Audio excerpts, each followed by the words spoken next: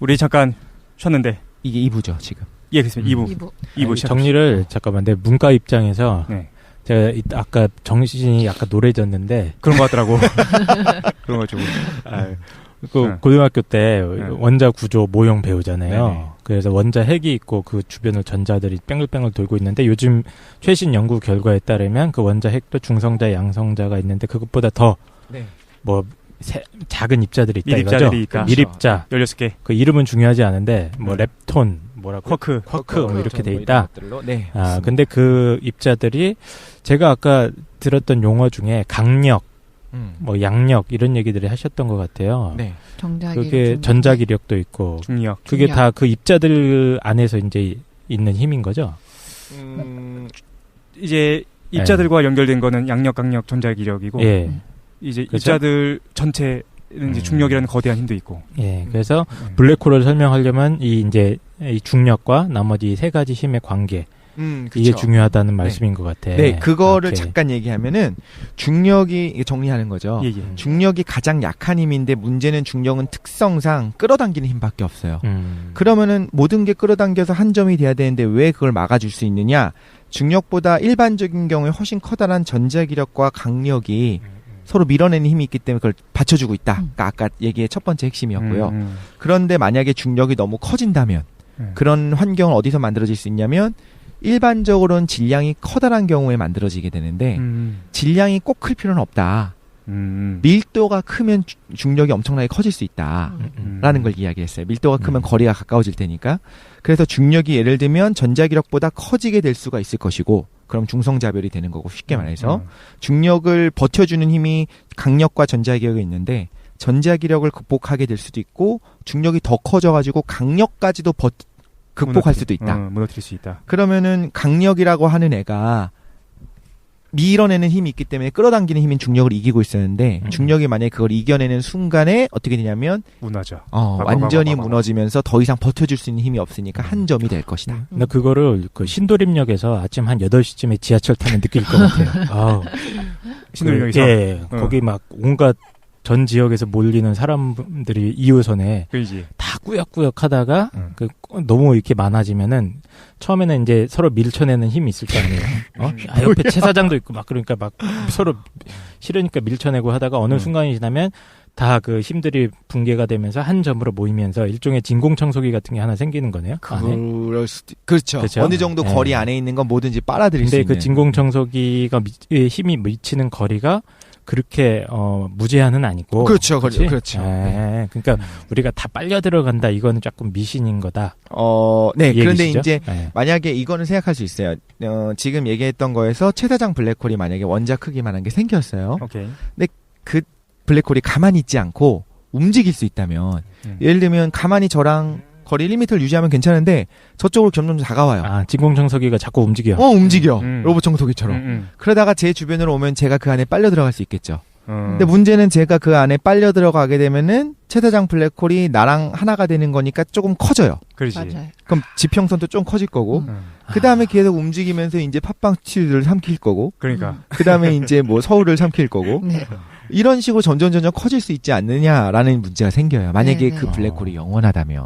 근데 과거엔 블랙홀이 영원한 줄 알았어요. 그 만화 같은 데서 영화나 만화에서 본 설정 같아요. 네네네. 하나가 만들어지면 그냥 움직이면서. 그런데 이제 예전에는 모든 거를 끌어당긴다는 건 말이 안 된다. 그래서 화이트홀도 있을 것이고 웜홀도 있을 것이다. 화이트홀은 뭐예요, 선생님? 블랙홀이 모든 걸 끌어당긴다면 그 끌어당긴 것이 시공간의 왜곡을 통해서 어디론가 이동해왔고 모든 거를 방출하는 부분도 있을 것이다. 먹었으니까 똥 싸야지. 하지만 그거 이론적인 거 아니야 그냥? 근데 이제 그건 그 가정들이 다 부정됐어요. 그게 필요 없게 됐거든요. 그래요? 정말로 모든 걸 끌어당기지 않는다는 걸 알게 된 거예요. 오케이. 블랙홀이. 근데 화이트홀은 있을 그 아인슈타인의 방정식에 의하면은 수학적으로 가능해야 된다고 알고 있는데. 그런데 그건 이제 호킹 복사로 해결을 하게 되니까 이제는 별로 화이트홀을 그만해. 그거 지금 얘기. 이거 되게 핵심적인 거예요.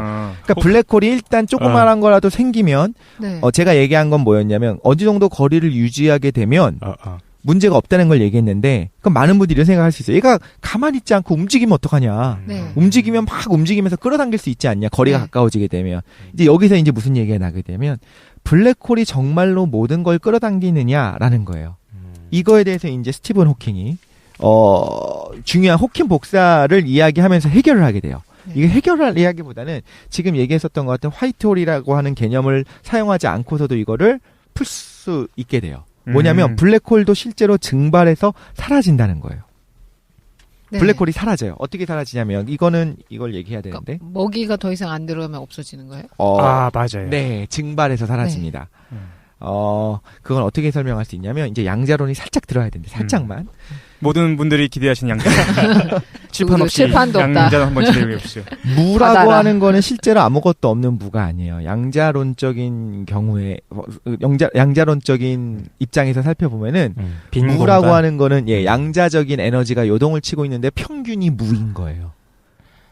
우리 옛날에 얘기했으면 일단 넘어갑시다. 물결을 예를 들자면 물결이 위로도 올라갔다 파도가 위로도 올라갔다가 아래로 내려갔다 이게 반복되잖아요. 네. 그럼 평균을 내자면 그냥 이게 딱 지금 해수면 정도에 유지되는 거예요. 실제로 위로 2m 올라갔다가 아래로 2m 내려갔다 하지만 한참 동안의 평균을 내게 되면 그냥 0인 거잖아요. 그것처럼 실제로 에너지도 마찬가지로 요동을 치고 있어요. 네. 그러면 실제로 어떤 일이 벌어지냐면 양자적으로 아주 짧은 시간에 진짜 짧은 시간에 이 에너지가 생겨나는 순간에 두 개로 확 분리가 될 수 있어요. 지금 물결이 위로 올라갔다 내려갔다 할 수 있다고 했잖아요.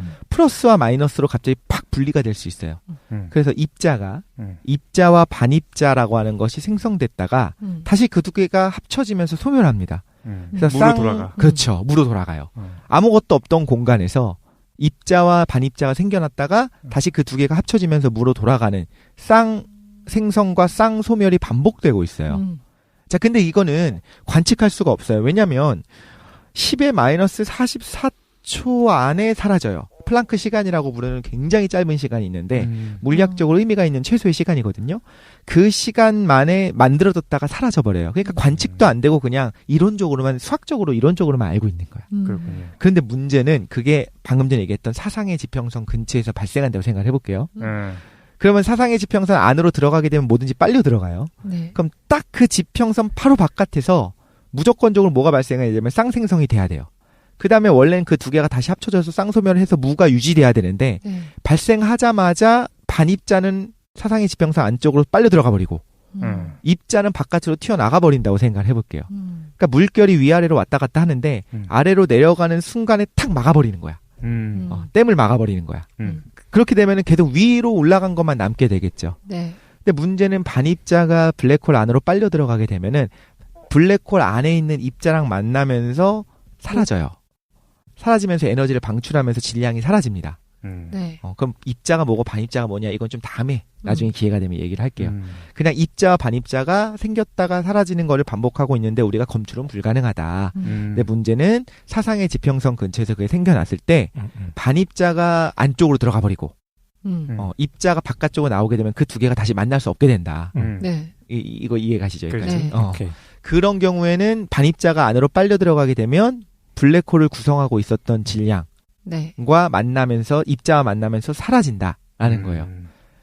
근데 그게 모든 공간에서 일어나고 있거든요. 네. 그럼 다시 이제 최다장 블랙홀로 와서 원자 핵 크기만한 최다장 블랙홀 주변에서도 계속 쌍소멸이 반복되고 있을 텐데 딱 그 사상의 지평선 근처에서 일어나는 쌍생성 때문에 최사장 블랙홀이라고 하는 건 점점 질량이 줄어든다는 거예요. 그렇지.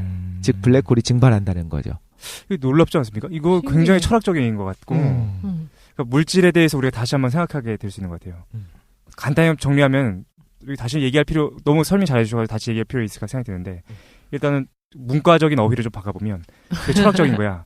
그러니까 아무것도 존재하지 않는 무의 공간에서는 무슨 일이 발생하는가? 거기에서 에너지 요동이 있는데 그러니까 아무것도 없을 경우에 두 가지가 생긴다는 거야. 갑자기 아무것도 없는 무에서 깡선생 원자가 발생합니다. 그런데 깡선생 원자가 어떻게 발생하는 거냐면은 이게 플러스 깡선생 원자도 있고 마이너스 깡선생 원자도 있는 거야. 그치. 물질과 반물질이 딱 존재하는 거지. 나의 반대인 최사장이 태어나는 거지 동시에. 그것보다 아예 반대적 존재가 태어나는 거죠. 그래서 그러다가 얘네들이 어떻게 되냐면은 다시 뭉쳐서 원래 무로 돌아가야 돼. 근데 이게 어디서 발생하면 문제냐면은 블랙홀의 사상의 지평선 근처에서 발생한다는 거죠. 그래서 사상의 지평선 근처에서 깡선생 원자가 딱 탄생했는데 그 중에서 반물질인 깡 선생은 블랙홀을 빨려 들어갔어. 근데 나머지 존재하고 있는 물질로서의 깡 선생이 남아 있는 거야. 밖으로 빠져나왔어요. 그러면 사실 어떻게 보면 우주의 균형이라고 얘기하면 좀 너무 오버할지도 있는데 우주의 균형을 맞추기 위해서 블랙홀이 무엇인가 뱉어낸 거잖아, 물질을. 그러니까 소멸해서 없어져야지. 그치. 그 얘기인 거죠. 되게 이게 철학 얘기 같아요, 사실 지금 그러니까. 얘기하면. 그죠? 무라고 하는 것이 실제 무가 아니고 요동치고 있는 거다. 네. 예를 들면 일반적인 인간의 경우에는 천사성과 악마성이 있는데 천사성과 악마성이 발생하자마자 악마성이 소멸해서 사라진다면 천사성만 남는 거야. 이런 식으로 블랙홀이 아무튼 소멸해서 사라지는데요. 이게 호킹 복사. 호킹 복사입니다. 호킹이 이거를 주장을 했었었고요. 노벨상 받았다면서요. 그렇죠. 그런데 이제 재밌는 거는 태양 정도 질량이 되는 블랙홀이라고 하면 아까 말했었던 중간 정도 크기의 블랙홀이죠. 네네. 초대거대 블랙홀, 일반적인 항성 블랙홀, 초미니 블랙홀이 있다고 했잖아요. 태양 정도 블랙홀이 증발을 다 하려면 오래 걸려요. 3,400 불가사의년. 불가사의년? 불가사의 들어본 적 있죠? 알 수 없다는 거예요? 불가사의 다음, 무량대수 다음이 불가사의인가? 무량대수? 불가사의라는 게 수의 단위야? 수의 단위로 있어요. 알 수 없다는 뜻인 줄 알았어요. 10의 몇 승이야? 10의 64승이네요. 네. 10의 64승 곱하기 3,400년 정도가 걸립니다. 이거 어느 정도인지 이제 궁금하시면 써보시면 돼요. 110 한다면 0을 64개를 쓰면 돼요. 거기다 3,400을 곱한 연. 오래 걸리네. 지금 우주에 탄생한 것보다 훨씬 더 오랜 시간이 걸린 겁니다. 그 정도 지나면 이제 사라져요. 그리고 은하단의 은하가 통합돼서 생긴 초거대 블랙홀이라면 걔가 소멸해서 사라질 때까지 얼마가 걸리는 걸로 계산을 할 수 있냐면 겁나 3.4 곱하기 10의 106승년. 0을 106개 쓰면 됩니다. 그냥 안 없어지는 걸로 합시다. 호킹 복사 없는 거다. 근데 이게 되게 중요한 게 우주의 최후가 어떻게 될 거냐를 이야기할 때 블랙홀조차도 결국엔 증발해서 사라진다는 걸 얘기하는 거예요. 무한한 시간이 흐르면. 근데 지금 얘기했었던 최사장 블랙홀이라고 하는 아주 보잘것없고 작은 존재의 경우에는 너무 초민이니까 걔 같은 경우에는 복사는 똑같이 일어나거든요. 근데 질량이 워낙 작았어. 네. 질량이 작았음에도 불구하고 너무너무 밀도가 크니까 아주 작은 공간 하에서는 블랙홀처럼 존재할 수 있었던 애였는데 걔는 즉시로 사라집니다. 증발은 똑같이 일어나거든요. 증발은 즉시로 일어나게 되니까 즉시 사라지게 돼요. 자, 여기까지가 우리가 블랙홀에 대한 기본적인 강의. 어쩔 수 없이 제가 안타까운 거는 강의처럼 될 수밖에 없었다는 거고. 난 내가 들었던 것 중에 블랙홀에 대해서 제일 쉽게 정확하게 말씀해 주신 것 같아요. 재밌었어요. 예. 이제 LHC를 얘기할 거예요. LHC는 되게 쉬워요. 그러니까 시사 특집이었는데. LHC를 이해하려면 이걸 알아야 돼. 그러니까 LHC에 대한 사람들의 공포는 이거였습니다. 결국에는 이제 굉장히 간단하게 얘기를 할게요. 아까 얘기한 것처럼 엄청나게 큰 에너지를 가지고 있는 양성자 두 개를 충돌시켜가지고 엄청나게 커다란 에너지가 생겨나게 돼요.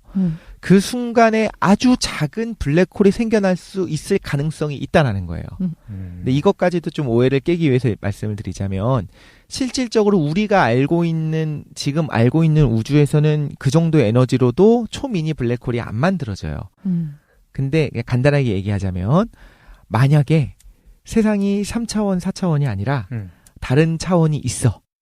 다른 차원이 만약에 있다면 그건 왜 얘기를 하냐면요. 그 왜 얘기하냐면 지금 중력이 엄청나게 작은 힘이거든요. 다른 세 가지 힘에 비해서 중력이 너무너무 작아요.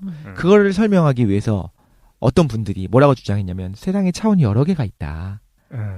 그래서 중력도 사실은 대등한 비슷한 힘인데 다른 차원한테 큰 영향을 미치다 보니까 우리 차원한테는 큰 영향을 못 준다라는 거예요.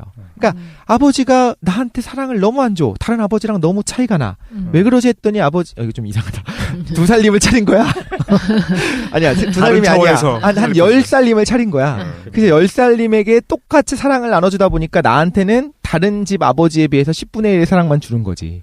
이런 식으로 이해하고 설명한 사람이 있어요. 그죠. 설명한 과학자 집단이 있어요. 그러니까 과학자 집단에서 이게 문제인가 봐. 아까 잠깐 얘기했는데 양자역학에서 양력, 강력, 전자기력은 어떻게 설명이 너무 잘 되는 거야. 근데 중력이 이상해. 너무 작고 왜 인력밖에 없는지도 모르겠고 이걸 이제 설명하는 과정에서 여러 가지 그게 이제 그걸 해결하기 위해서 LHC를 만든 거기도 해요. 아까 얘기했었잖아요. 너무 큰 차이가 나타나는 거, 에너지의 차이.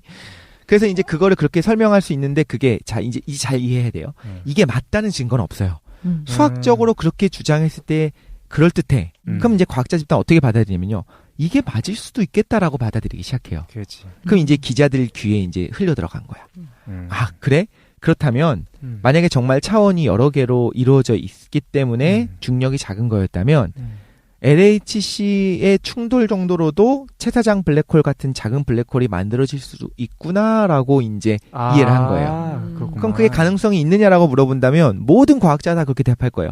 가능성은 있어. 확률은 무지하게 낮지만. 그게 가능하려면 일단 채사장 블랙홀은 만들어질 수 있는데 그러려면 아까 얘기한 것처럼 이론적으로 세상이 여러 가지 차원으로 이루어져 있어서 그러니까 아버지가 다른 살림을 차리고 있어야 돼 지금. 그래가지고 나한테 사랑을 적게 줬었어야지만 가능해. 근데 그게 아닐 수도 있는 거잖아요. 그냥 우리 아빠는 원래 차가울 수도 있고 혹은 우리 아빠는 날 너무 사랑하지만 원래 무뚝뚝한 남자야. 원래 중력이 원래 그렇게 원래가 원래 약한 걸 수도 있어. 근데 그 중에서 그냥 여러 살림을 차렸을 경우에는 초미니 블랙홀이 만들어질 수도 있다라는 거예요. 근데 그럼 이제 볼게요. 근데 궁금한 게 근데 나는 그 정설인 줄 알았거든. 왜 촉근 이론이나 M 이론에서는 우리 우주가 그냥 10차원이고 11차원이다. 라고 얘기하는데 그건 사실이 아니었다고요? 나 욕하는 줄 알고 깜짝 놀랐어. 이런 10차원. 난 그거 사실이 아닌 거야? 그거? 나 사실인 줄 알고 있었는데. 이건 재밌는 얘기가 있어요. 그 촉근 이론이라고 하는 거는 결국엔 반박이 불가능하고 어디까지나 이론적인 이야기이기 때문에 어떤 과학자는 촉근 이론을 연구하는 사람들한테 우리가 저 사람들을 교수 자격을 주고 쟤들한테 내가 연구비 지원해주는 게 과연 옳으냐라는 얘기를 할 정도로. 아, 그래. 난 정설인 줄 알았어. 그건 아니군요. 네, 꼭 그런 건 아닐 수도 있는 것 같아요. 그러군요. 근데 그거로 많은 것들이 쉽게 설명이 되더라라는 거예요. 그러니까 경험적 근거 자료는 하나도 없는 거야. 그렇죠. 실험도 힘든 거고 앞으로도 힘들 수 있고 어디까지나 이제 지적 유의가 지적 유의라고 하면 제가 안 될 것 같긴 한데 수학적으로 설명이 되는 굉장히 단순한 형태예요. 지금 얘기한 표준 이론이라고 하는 거, 표준 모형이라고 하는 것도 말하자면 입자 12가지를 가지고 설명하잖아요. 근데 촉근 이론이 들어가게 되면 11차원 끈 혹은 20차원의 끈 하나로 설명이 돼요. 그러니까. 우린 단순한 걸 원하는 거야. 과학자 집단은 항상. 그게 더 아름답거든요. 원이 아름다운 것처럼. 다른 차원이 있습니다. 어쨌든 예. 자, 그러면 이제 거의 다 끝까지 왔어요. 예. 그러면은 블랙홀이 생겨날 수도 있어요. 그들의 이론이 맞다면. 다른 차원으로 말려 들어간 것이 맞다면 블랙홀이 생겨날 수도 있어요.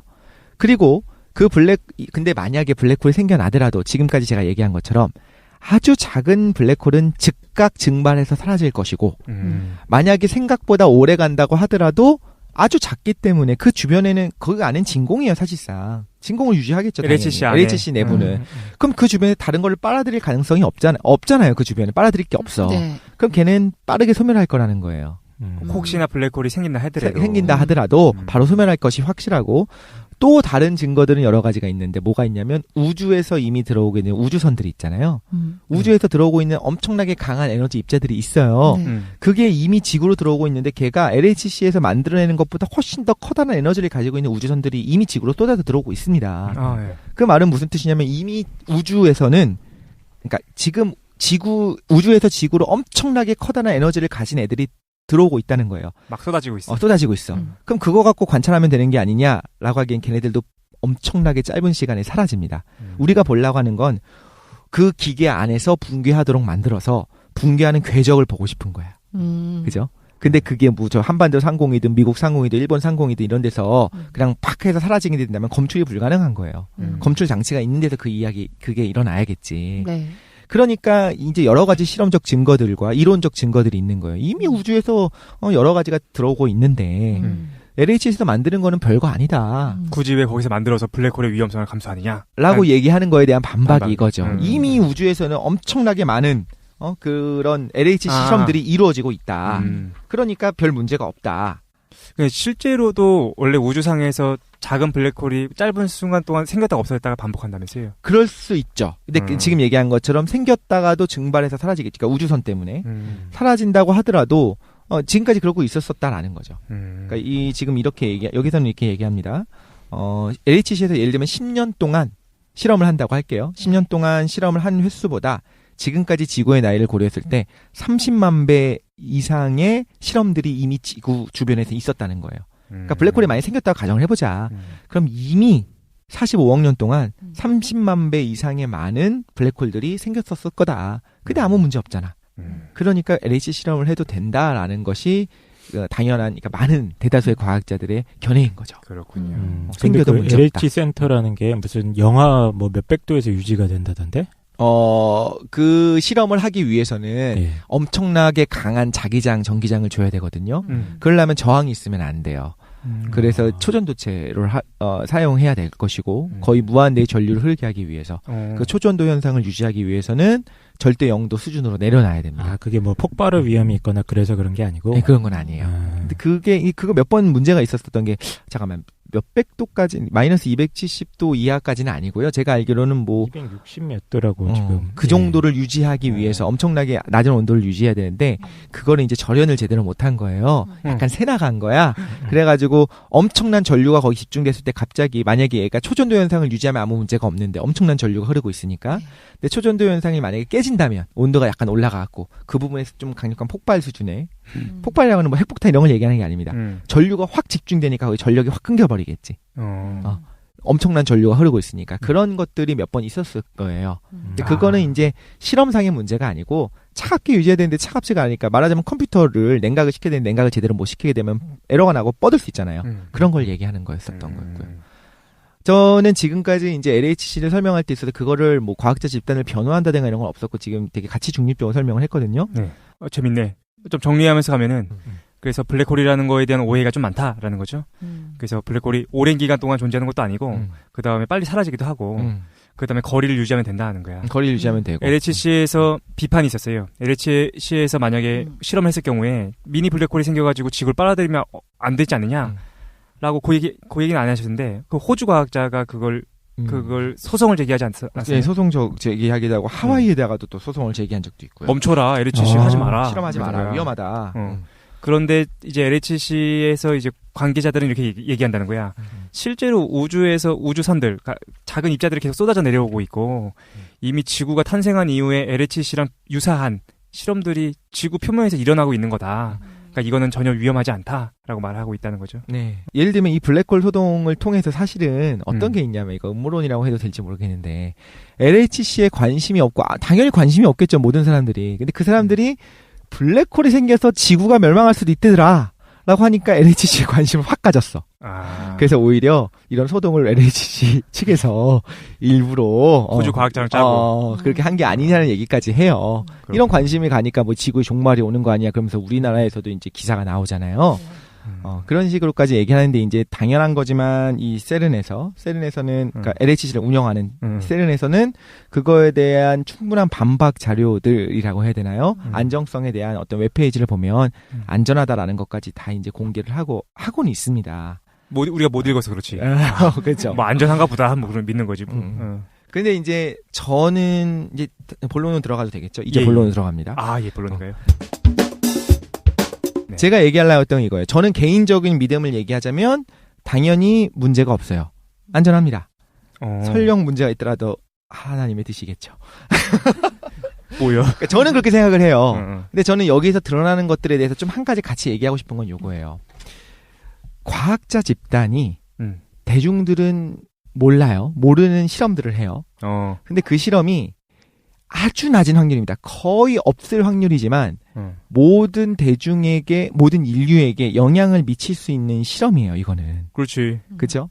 이 정말 블랙홀이 생겨가지고 지구를 확 삼키려면 아까 말한 것처럼 차원이 여러 개가 더 있어야 된다는 가정 하에서만 가능하고 그렇다고 하더라도 뭐 실제로 아무런 문제가 없을 가능성이 훨씬 높거든요. 아까 얘기한 것처럼 우주선이 이미 뭐 30만 배 이상의 실험들을 이미 하고 있는 셈이니까 지구에서. 하지만 그렇다고 해서 얘가 블랙홀이 성장해갖고 지구를 먹을 가능성이 없냐라고 물어보면은 아무도 없다고는 얘기하지 않아요. 있을 수도 있지. 나는 아니라고 믿어라고 대답해요. 많은 과학자들이 그래 다. 그건 말도 안 돼. 그런 일은 일어나지 않을 가능성이 훨씬 높아라고 이야기를 하죠. 근데 이제 사실은 절대 일어나지 않느냐 하면 또 그건 아니거든요. 근데 이제 문제는 이거예요. 실제로 LHC에서는, 그러니까 세른에서는 대응을 잘했어요. 그거에 대해서 안전하다라고 하는 어떤 자료들을 많이 반박 자료, 논문 자료 이런 것들을 많이 냈어요. 그죠. 하지만 아무튼 실험을 강행을 했습니다. 결과론적으로 우리가 살아있는 걸로 봐서는 아마도 아무런 문제가 없는 것 같아요. 죽었을 수도 있어요. 아무런 문제가 없는 것 같아요. 그런데 이런 실험들이 괜찮냐라는 거예요. 지금 이번엔 괜찮았지만 앞으로 이런 실험들이 있어도 되겠냐는 거예요. 전 인류를 대상으로 하는 실험을 소수의 전문가들이 그냥 무작정 진행하는 게 괜찮냐? 그렇죠. 혹은 뭐 저는 여기서 또 뭘 봤냐면 유전자 조작 식물에 대한 것들을 좀 봤었어요. 생각했었어요. 유전자 조작 식물을 처음에 이야기할 때 어떻게 했냐면 많은 사람들이 위험할 수 있다라고 얘기를 했어요. 그러니까 우리가 원하는 유전자를 여기다 정확히 삽입하면 괜찮은데 만에 하나 잘못된 위치에 삽입됐을 때 아무런 저항성이 없는 상황에서 이상한 바이러스라든가 이상한 애들이 발생하게 될 경우에 뭐 예를 들면 식물을 만들고 있는 상황에서 이 식물이 지구상의 다른 모든 식물을 멸종시킬 수도 있는 것이고 그죠? 확률은 되게 낮아요. 허무맹랑할 수 있어. 하지만 가능성이 있는 거예요. 유전자를 조작하는 과정에서 어떤 일이 일어날 수 있을지 모르는 거예요. 그지. 근데 그거에 대한 반박들도 있어요. 왜냐하면 우리는 이미 몇만 년 전부터 유전자 조작을 해왔다. 유전자 조작이라기보다는 개량을 해왔죠. 예를 들면 옥수수도 원래는 굉장히 작은 요만한 옥수수부터 시작해서 지금 커졌잖아요. 그거를 이제 인공적으로 하는 것 뿐이다라고 얘기하는데 분명히 그 두 개는 다르거든요. 유전자 조작이라고 하는 건 저는 이제 유전자 조작 식물이 위험하다고 말하는 게 아닙니다. 지금 얘기하는 거는. 그게 아니라 우리가 조작하려고 하는 것과 전혀 다른 결과를 통해서 전 인류를 위협할 수 있는 위험한 위험한 생체 물질이 만들어질 수 있는 가능성이 있다라는 거예요. 그런데 그거에 대해서 기업들, 유전자 조작을 하는 그 기업체는 어떻게 대응을 하냐면 그럴 가능성은 없고 우리는 굉장히 안전하게 그거를 실험을 하고 있다라고 이야기를 해버립니다. 그렇지. 근데 만에 하나 정말로 위험한 것들이 생겨나게 되는 경우에 그건 온 인류에 대한 문제가 되거든요. 실수할 수 있는 거고 사람은 혹은 실수를 한다고 해도 웬만하면 괜찮아요 사실상. 근데 만약에 정말 치명적인 무언가가 나타날 수도 있는 거예요. 그렇죠. 그렇죠. 예를 들면 성면 같은 경우엔 꿈에 그리는 물질이었어요. 성면. 불에 타지 않잖아요. 얼마나 안전해. 그래서 뭐 옛날에 그거는 왕들이 사용했었던 거였고 무슨 뭐 백작은 그 테이블볼을 성면으로 만들었대요. 그러면서 이제 그 사람들한테 그걸 하는 거야. 쇼를 보여준 거야. 마술쇼 같이. 내 건 불에 안 탄다 해서 불에 태워봤는데 막 테이블보가 안 타. 사람들 깜짝 놀라게 하고. 그런데 나부로 화장품 해서 만들고. 순 막 하고.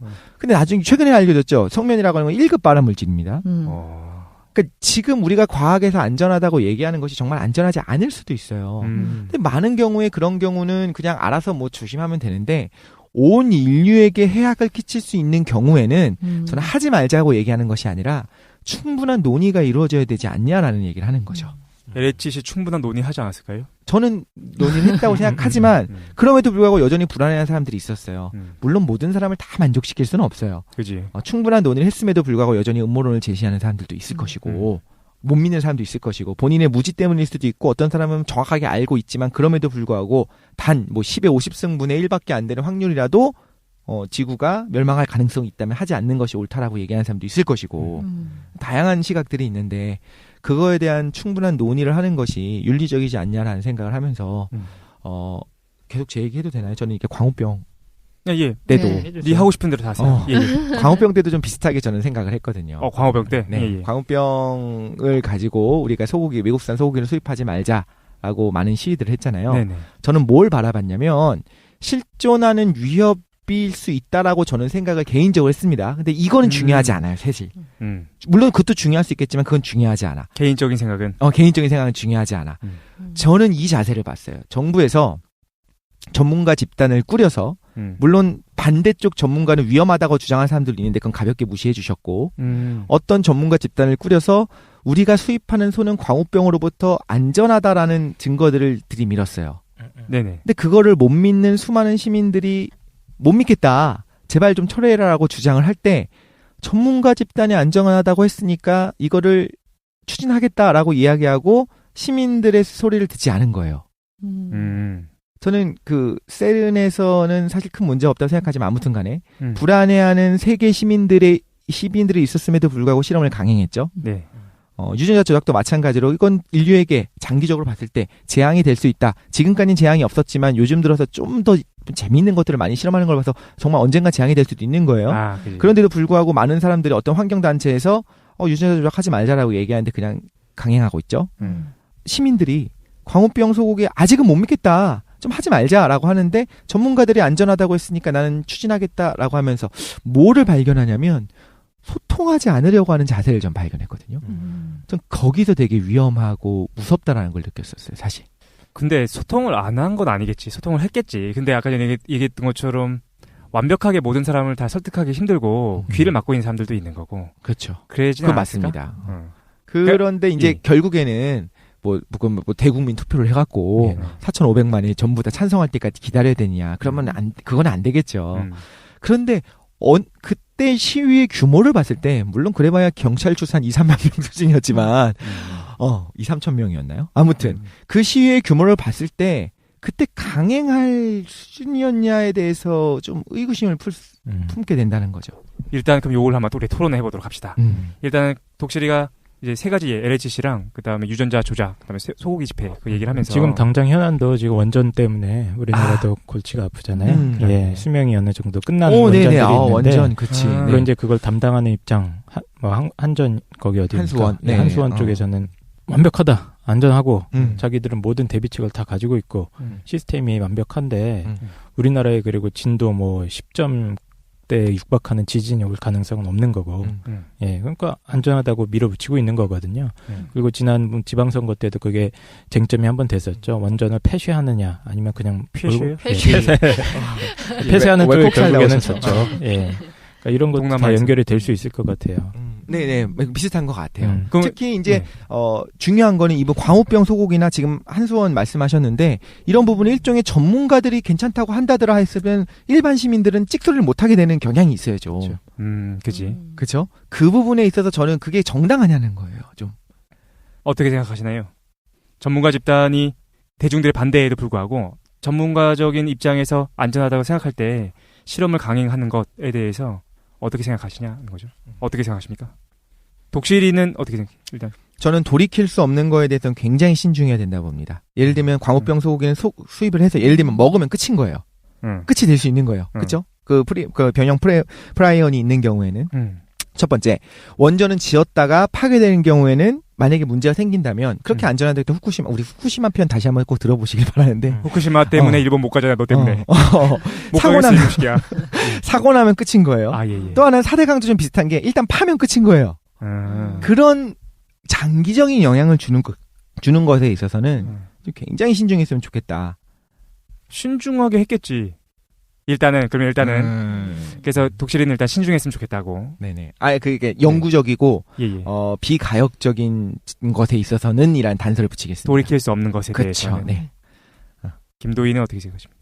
저도 전문가 집단이 충분히 이제 연구가 진행되고 합의가 됐으면은 진행하는 거는 맞다고 생각하거든요. 근데 이제 그 대중들은 객관적인 데이터에 대해서 제시해도 거기에 대한 충분한 검토를 할 수 있는 역량이 없을 수도 있고 그리고 자료 자체에 대해서 신뢰를 못할 수도 있기 때문에 거기서 충분히 소통할 수 있는 그 것들이 몇 번씩 일어나면 좋겠거든요. 그러니까 네네. 그래서 뭐 대중에 대해서 설명회 같은 거나 그런 거 조금 해서 하면 좋을 것 같아요.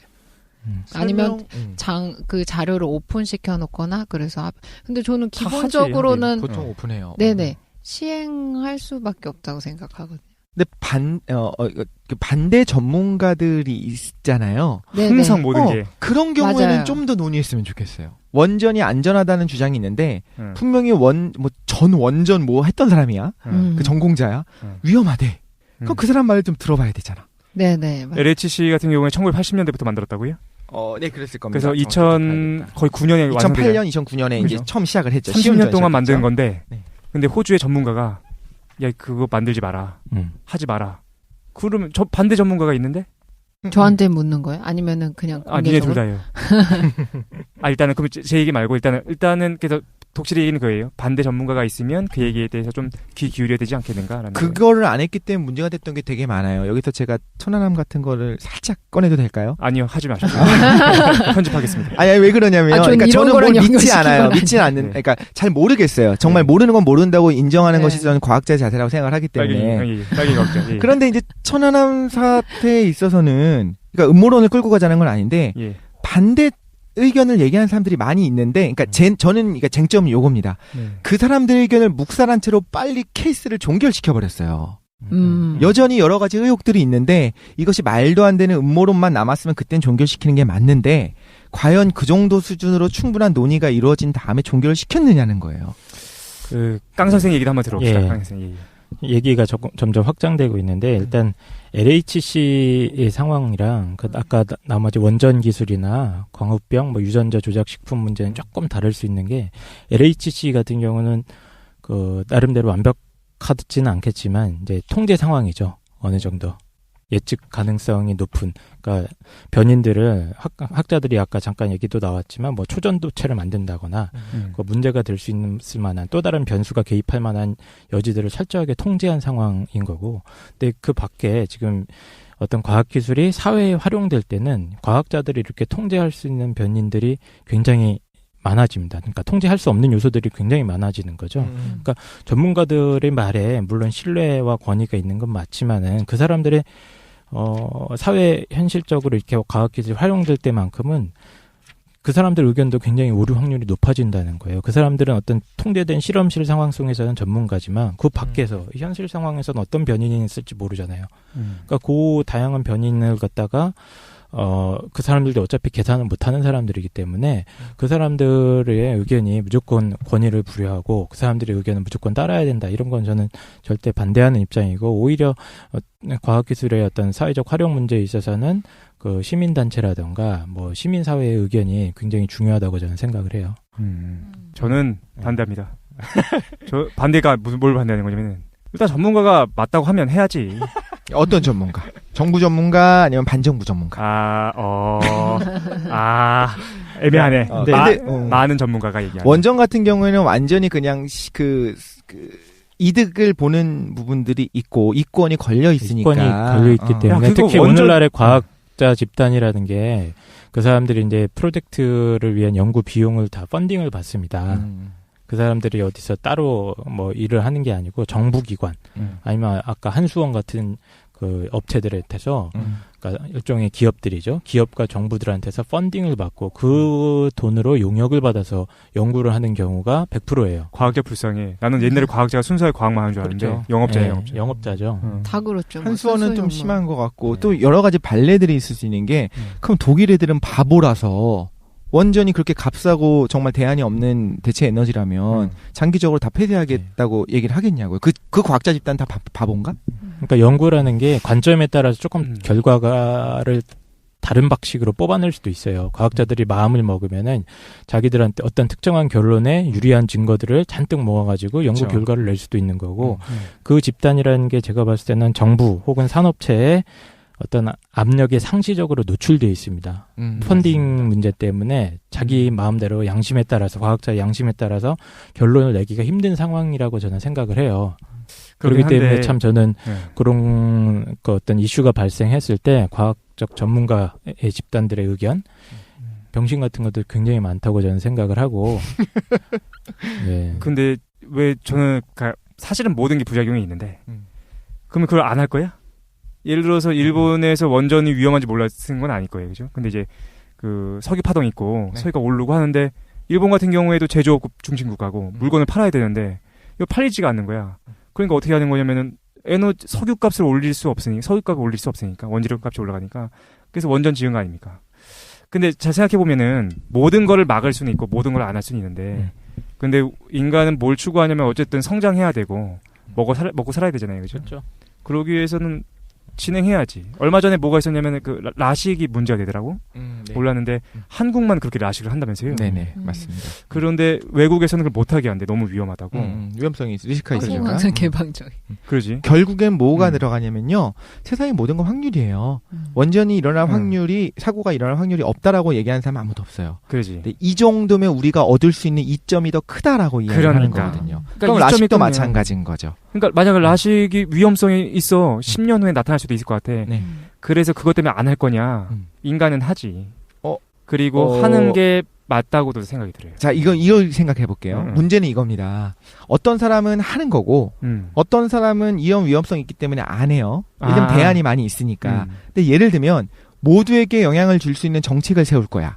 예를 들면 모든 사람을 라식을 강제로 시키는 법안이 있다고 생각을 해볼게요. 나는 하기 싫어. 나는 부작용이 있을 수 있으니까. 근데 정부와 많은 관계자들, 정부 관계자와 의사들은 뭐라고 얘기냐면 이 정도 위험성은 라식을 했을 때, 온 국민이 라식을 했을 때 얻어지는 국가 전체의 이득에 비해서 사소하니까 무시하고 강행하겠다라고 하는 것이 옳으냐는 거죠. 그럼 LHC도 그럼 반대해야 되는 거 아니야? LHC도 전 인류를 인질로 삼고서 하는 실험인 거잖아. 저는 그냥 관찰자 입장에서 별로 문제가 없을 거라는 생각은 했지만 그러니까 태도를 얘기하는 거잖아요. 태도. 실질적인 태도. 그래요. 근데 LHC는 그냥 제가 그냥 굳이 과학을 얘기해야 될 것 같으니까 집어넣은 거였고 좀 설명을 해드리고 싶었어요. 알았어요. 블랙홀부터 시작해서 LHC 실험이 도대체 뭐냐. 이건 중요한 것 같아요. 의사결정 과정을 전문가들이 독점하는 것은 위험하다. 그렇죠. 야, 근데 전문적인 논의가 필요한 과정마다 시민들을 불러 모으고 감정적이 휩싸이기 쉬운 대중들을 모아놓고서 그걸 한다. 그거는 이제 누가 승리하는 거냐면 변론술이 중요한 거 아닙니까? 그러니까 말 잘하고 감동시키고 그런 사람 위주로 더 휘둘릴 수 있는 건 아닌가요? 저는 일반 시민을 얘기하진 않아요. 그래서 아까 얘기한 것처럼 뭐 천안함은 조심스럽지만 그 외에 다른 뭐 원전도 마찬가지로 반대 전문가 집단이 상당히 목소리가 크더라라고 하면 그들의 목소리를 들어야 된다라는 거죠. 저도 그러니까 지난번에 엘리트주의 얘기할 때 저도 좀 엘리트주의를 찬성하는 입장이었기 때문에 그냥 일반적인 시민들이 모두 다 의사결정에 참여하는 건 굉장히 비효율적이고 심지어 잘못될 수도 있다고 생각하거든요. 오제이 심슨 사건을 비롯해서 이런 것들을 보면 오제이 심슨 사건은 우리 예전에 다뤘던 거죠. 네. 아마 그랬었던 거. 어디서 다뤘지? 저희 민주주의 얘기할 때 있어요. 그래서 뭔 얘기인가 싶으신 분은 민주주의 들으시면 이 될 것 같습니다. 독재주의자들아. 그래서 전 전문가 집단이 어느 정도 합의를 할 때까지는 어느 정도는 좀 너무 빠르게 성급하게 안 했으면 좋겠다라고 생각하는데 저는 이 얘기를 하고 싶었어요. 좀 특히 정치적인 것들이 걸리는 경우에 있어서는 너무 빠르게 국민들이 대중들이 생각할 때 좀 문제가 있지 않나 싶은데도 불구하고 추진하더라. 그렇죠. 근데 돌이킬 수 없는 거. 이 정권에서 이거 하겠다라고 해버리면 다음 정권에서 뒤집을 수 없는 것들이 많잖아요. 예를 들면 FTA도 마찬가지지. 레칫 조항이라고 하나요? 그 거꾸로 가는 걸 막는 거. 맞아요. 그런 것들은 좀 신중해야 된다라는 말씀이시죠. 만에 하나 사고가 나더라도 그때 몰랐다 미안하다 하면 끝인 거잖아. 진짜 까놓고 말해서 그렇잖아. 그지. 녹차 라떼 발생했지만 미안하다. 그럴 줄 몰랐는데. 지금 4대강 얘기도 잘 했는데 그 전문가 집단의 의견이라는 게 한계가 있을 수밖에 없는 것 같아요. 그 사람들의 어떤 뭐 양심의 문제 뭐 이런 것도 있을 수 있겠지만 그냥 그걸 넘어서 근본적으로 그분들의 의견도 제한적인 조건에서만 참인 거지, 이 현실 세계에 나왔을 때는 이제 좀 더 광범위한 시민사회의 어떤 목소리라든가 이런 거를 분명히 들어야 된다고 봅니다, 저는. 근데, 자꾸 생각이 드는데, 그러면 의사 선생님이 전문가야. 내가 어디 아픈데 갔어. 그랬더니 딱 보니까 감기 같대. 내가 생각할 때는 아무래도 감기가 아니고 좀 더 심각할 것 같은데 그래가지고 내가 시민사회를 모집해가지고 사람들과 대화와 토론을 통해서 내가 감기인지 아닌지 그거에서 토론할 수도 있겠지. 하지만 사회에는 뭐가 항상 발생하는 거냐면 시간과 비용이 발생해요. 맞아요. 근데 우리가 그것도 고려해야 되는 거야. 무작정 모든 거에 대해서 토론하자. 그럼 말이 좋지. 근데 실제로는 위험성을 감수하더라도 시간과 비용을 고려해서 해야 될 일이 있는 것 같고. 맞아요. 그러면 진행을 해야 되는 건 아닌가라는 생각이 들어요. 그래서 지금 얘기한 것처럼 돌이킬 수 없는 일에 대해서는 더 순종해야 된다. 그렇죠. 아까 얘기한 것처럼 라식 수술을 하면 끝이거든요. 모든 안과 의사들이 정말 대부분의 경우에 90% 이상이 안전하다라고 이야기하고 자기들 다 라식을 해. 그러면 왠지 좀 믿을만해. 근데 실제로 안과 의사들이 그러니까 안경을 쓴 사람이 훨씬 많아요. 진짜? 훨씬 많아요. 아니, 그분들은 그거예요. 진짜. 아니, 본인들이 이거 좋은 수단이 있고, 콘택트 렌즈라고 하는 걸 통해서 약간의 불편함을 감수하면, 인체 손상을 주지 않고 교정이 가능한데 왜 그 수술을 하느냐라고 이야기한다는 거죠. 그러니까 그런 경우에선 더 신중해야 되지 않냐라는 거예요. 물론 본인의 선택이겠지만, 근데 그건 본인의 선택인데, 그거를 온 국민에게 강제 시술을 하겠다면은, 이건 격렬하게 저항할 거 아닙니까? 그런 걸 모두에게 영향을 줄 수 있는 경우에는, 특히 원전 같은 경우에는, 온 인류에게 영향을 주는 그렇죠. 거잖아요. 예. 그렇구만. 다르신 분도 어떤 생각하시나요? 오늘따라 이게 평화롭게 끝날 것 같아요. 그러니까. 과학은 뭐 하기가 어려워요. 어려워요. 네. 사실 우리가 모르니까 다 인문론이고 뭐 몰라. 지금 한 건 과학 얘기는 아니었던 것 같아요. 저는 정부를 비판하지는 않고요. 전 추진 정부입니다. 왜 빠져나가 이 사람들이. 그래서 이거 아까 혹시 얘기를 해도 되냐 얘기했고 할까 말까. 하신 다음에 아니다 싶으면 자를게요. 그때잖아요. 예. 전 그 생각을 또 했었어요. 사실 노무현 대통령님 정권 고 노무현 대통령께서 뭘 했었었냐면 이라크 파병을 했었잖아요. 예. 반대 심했지. 굉장히 반대가 심했습니다. 사실 이 부분에 있어서는 어떻게 보면 원전이랑은 좀 상태가 다른 것 같아요. 원전은 온 인류에게 영향을 줄 수 있는 거고 돌이킬 수 없는 건데 물론 근데 이라크 파병의 경우에는 우리 젊은이들이 만약에 목숨을 잃는다 하면 그것도 어떻게 돌이킬 것이냐 이런 생각을 할 수 있겠죠. 근데 이제 그때 많은 사람들이 반대했음에도 불구하고 그냥 추진했어요. 그죠? 그렇죠. 근데 이제 어떤 것들이 나타났냐면 위키리크스라고 그죠? 예. 이거 이야기하면 안 되나? 좀 약간 음모론 같나? 소설로 쓰죠, 소설 하나. 소설이라고 합시다. 예. 근데 굉장히 뭐 이제 확률 높은 소설인데. 위키리크스에서 했다는 거지. 위키리크스에서 어떤 것들을 얘기했냐면. 우리 입장이 아닙니다. 그 노무현 대통령 시절에 했었던 그 파병을 포함한 FTA 추진 이런 것들이 미국의 압력이 엄청나게 있었다는 거예요. 너네 그거 안 하면 미국 핵시설 폭격하겠다. 미국이 북한. 자기가 자기 핵시설을 폭파할 수는 없으니까. 미국이 북한의 핵시설을 폭격하겠다. 너 그 이라크 파병 안 하면 그렇게 하겠다라고 했었던 것들이 소설이지만 위키리크스에 있었습니다. 그 전에도 루머는 있었고 이제 그런 북한 공격 관련된 루머는 있었는데 그게 위키리크스에서 이제 기록이 나온 거죠. 그래서 이제 노무현 대통령 입장에서는 그걸 하지 않을 수 없는 상황이었던 거예요. 그러니까 사실은 우리가 어른의 사정이라고 하죠. 그런 뭔가 우리가 알 수 없는 정부 차원에서의 좀 약간 어떻게 보면 더럽다고 할 수 있는 외교적인 차원에서 뭔가 압력이 있을 수도 있겠다는 생각은 하는데 그래서 광우병 소고기도 이해는 하는데 근데 정부가 조금 더 열린 마음으로 대화를 좀 시도했으면 어땠을까 하는 생각을 저는 계속 했었던 거였거든요. 대화하면 그 얘기도 다 하는 거야. 미국이 협박해서 그런 거야. 그러니까 이거 해야 돼. 어떻게 할 수 없어. 하면 다 우리가 수긍할 거 아니야, 그죠? 미국이 하시라는데 딱 해야지. 어쨌든 우리 요거에 대한 얘기를 했는데 마무리 발언 좀 여유 있네 오늘은. 그래요? 마무리 발언 한 10초 정도 한 다음에 끝내도록 하겠습니다. 여유 있는 게 10초야. 누구부터 해보실까요? 저부터 좀 얘기를 하면은 일단은 LHC에 대한 얘기를 좀 하면서 독실이가 진짜로 얘기하고 싶었던 건 그거였던 것 같아요. 어떤 전문가 집단이 인류 전체를 대상으로 하는 어떤 실험을 강행하려고 할 때 그거에 대해서 우리가 어떻게 했으면 좋겠는가에 대해서 말씀하고 싶었던 것 같아요. 네네.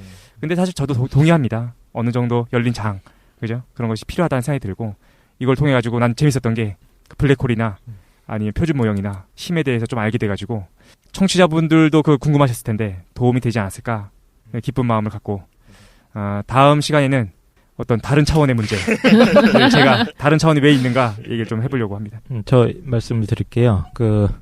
아까 전에도 잠깐 얘기가 나왔었던 것 같은데 이런 의사결정의 과정에 이른바 아무것도 모르는 시민들이 나타나서 막 감정적으로 선동하고 이러면 어떻게 되느냐.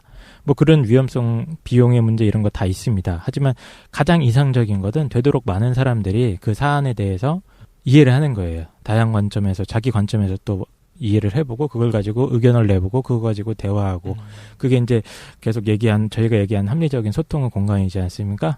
그래서 저희 방송이 어떤 그런 저 같은 무지랭이들도 오늘 나 블랙홀에 대해서 막연하게 알고 있었던 거를 되게 잘 이해하게 됐던 것 같아요. 나 스티븐 호킹 책도 2권인가 샀는데 진짜 한 페이지도 이해가 안 됐어요. 근데 오늘 이제 조금 이해가 되네. 그렇군요. 네. 그리고 우리가 왜 블랙홀로 불리는지도 조금 알고 있을 거예요. 네. 그러니까 그 청취자분들도 이런 사안에 대해서 이렇게 기회가 있으면은 자신의 어떤 시야와 지식을 확장시키는 기회로 삼았으면 좋겠습니다. 좀 부끄럽습니다. 사실은 되게 잘못된 부분들도 많이 있었을 수 있고요. 시간과 어떤 공간의 제약으로 인해서 좀 정확한 자료를 좀 전달하고 싶었는데 진짜 칠판만 있었어도 이거보다 좋았을 것 같다는 나중에 너 칠판 준비해준다. 무슨 소리 하는지 왜냐면 댓글로 과학 쪽 전공하시는 분들 입장에서 보면은 이게 근데 너무 별로다. 한 2시간 동안 순간적으로 말하고 지나가는 거기 때문에 약간 부족한 부분이 있을 수 있어요. 너무 많아요. 너무 정확하게 얘기하신 것 같은데? 우리가 볼 때는 그렇지만 잘못된 것도 너무 많고 이럴 수 있는데 그냥 여러분이 여기서 중요한 정보를 얻었다고 생각하지 마시고요. 그냥 큰 줄기로 봤을 때 블랙홀이 저런 거구나, LHC는 저런 곳이구나 정도로만 여러분이 흥미 위주로 이해하셨으면 좋겠고 좀 잘못된 부분이 있다 하더라도 많이 널리 양해해 주시기를 바라겠습니다. 네, 저 오늘 되게 재밌었어요. 실제 그냥 어려울 거라고 생각했었는데 블랙홀이랑 우주 이제 전반에 대한 것들 개념 잡을 수 있어서 되게 좋았어요. 왜냐면 학교 다닐 때 과학을 정말 싫어해가지고 실제로 물리 막 빵점 맞고 이랬었거든요. 야, 빵점 힘들지. 빵점은 수능에서도 물리를 하나 맞았어요. 그래가지고 자랑이십니다. 진짜? 네, 그래서 뭐 대학 진학. 그래서 대학 진학에 되게 큰 차질을 미쳤는데, 네, 이게 저희 삶이랑 되게 밀접한 것 같아서 되게 오늘 좋은 시간이었어요. 네. 그렇습니다. 우리 다음 시간까지 좀 시사가 한 번 더 진행된 다음에 다음 시간에 시사 맞나요? 야, 이거 시사가 아니고 우주적 시사. 미스테리 시사. 이거 왜 인종차별이야? 자기 인간중심적이면 안 되고 우주적 차원에서.